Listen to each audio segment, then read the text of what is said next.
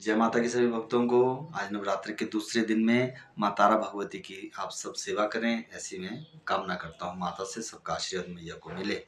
तो जैसे देवी भागवत का प्रसंग के विषय में आज हम दूसरे नवरात्रे में प्रथम स्कंद से शुरू करते हैं। प्रथम स्कंद में जो है माँ भगवती का शौनक ऋषियों द्वारा सूत जी से निवेदन और आग्रह किया गया कि प्रभु आप तो वेदों को जानने वाले हैं।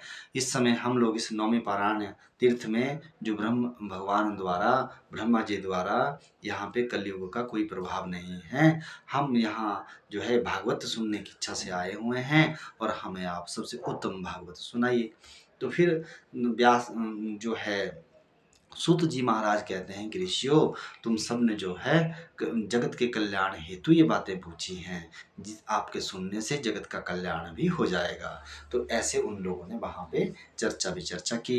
तो व्यास जी कहते हैं, सूत जी कहते हैं कि व्यास जी ने जो इसमें लिखा है उसके अनुसार मैं आपको कथा कहता हूँ कि सब पुराणों से अति उत्तम पुराण देवी भागवत पुराण है। इसमें माता भुवनेश्वरी का अति गुणगान किया गया है। वो ही संसार की कर्ता धर्ता पालन करता है।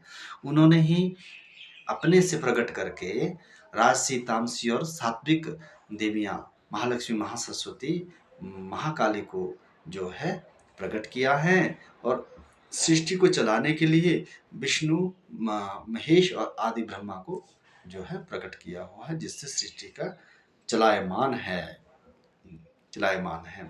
तो देवी भागवत में कहा जाता है कि 18,000 श्लोक हैं, 12 स्कंद हैं। तो इनमें पूरा भागवत जो है, इसमें देवी की वो कथाएं हैं कि कैसे कैसे मैया जगत का कल्याण करती हैं।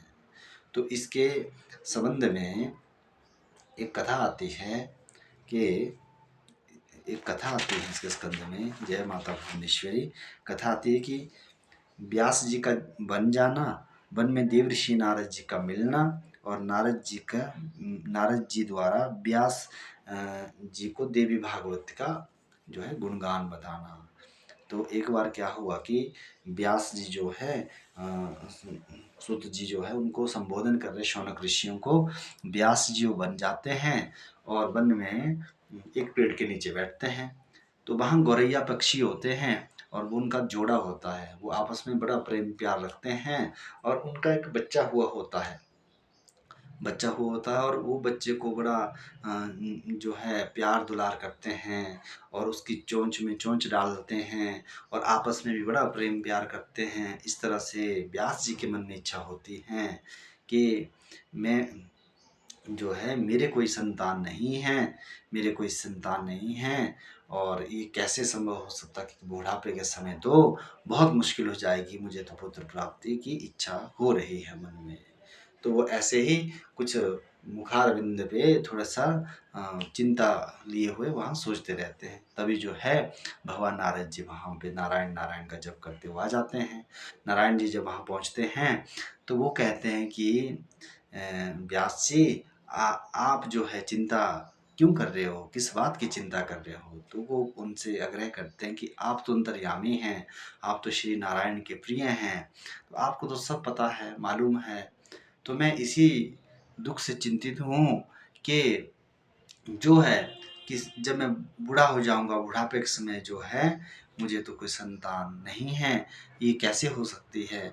मैं इसके लिए किस देवता की, किस शक्ति की उपासना करूँ, ये मुझे बताइए जिससे कि ये संभव हो जाए, मेरे मन की इच्छा पूरी हो जाए।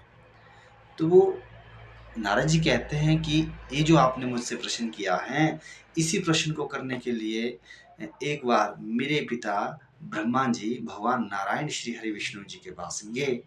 तो भगवान ब्रह्मा जी ने देखा कि शेष शैया पे नारायण जी शयन कर रहे हैं और भगवती लक्ष्मी साथ में बैठी हुई हैं और भगवान जो है अंतर ध्यान हुए हैं शेष शैया पे और आंखें बंद करते हुए किसी का ध्यान कर रहे हैं। तो जब भगवान ब्रह्मा देखते हैं कि किस तरह से अ, हम तो आपको भजते हैं, आप किसको भज रहे हैं? उनके भावार्थ जो थे नारद जी को व्यास जी का समझाने का कि मेरे जो पिता ब्रह्मा जी हैं उन्होंने भगवान विष्णु को देखा। उस स्थिति में उनको चिंता हुई कि हम तो सब जो आश्रय भगवान विष्णु पे हैं, भगवान विष्णु किसके आश्रय पे हैं? किसकी भक्ति करते हैं। तो फिर जा कर के जब भगवान नारायण मंद मुस्काते हुए अपनी आँख खोलते हैं, तो फिर जगत को निहारते हुए ब्रह्मा जी को देखते हैं, तो अति प्रसन्न होकर कहते हैं कि हे ब्रह्मा जी, आपकी जो चिंता है उसके विषय में मैं आपको बताता हूँ कि इस संसार में जो कुछ हो रहा है वो शक्ति के आधार पे ही होता है। मुझे जो निंद्रा आती है, मैं भी योग निंद्रा के वशीभूत होके ही सोता हूँ। तो मैं शक्ति के ही अधीन हूँ। शंकर जो कार्य करते हैं वो भी शक्ति के साथ ही, शक्ति के अधीन होके ही करते हैं, और ब्रह्मा जो करते हैं वो भी शक्ति के साथ ही करते हैं, शक्ति के साथ ही करते हैं। विष्णु का भी ऐसा ही है। तो हम हमें जो भी कार्यभार दिया जाता है वो आदि शक्ति के साथ ही दिया जाता है।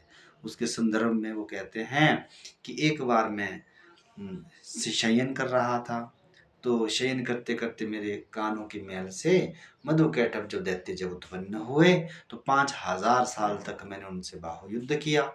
तो जब जो वो हारने पे नहीं आए, तो माँ भगवती ही जो है, आप ही ब्रह्मा जी ने माँ भगवती का स्मरण करके उन्हें बुलाया, और उनके आशीर्वाद से मैं उन पे विजय प्राप्त कर पाया।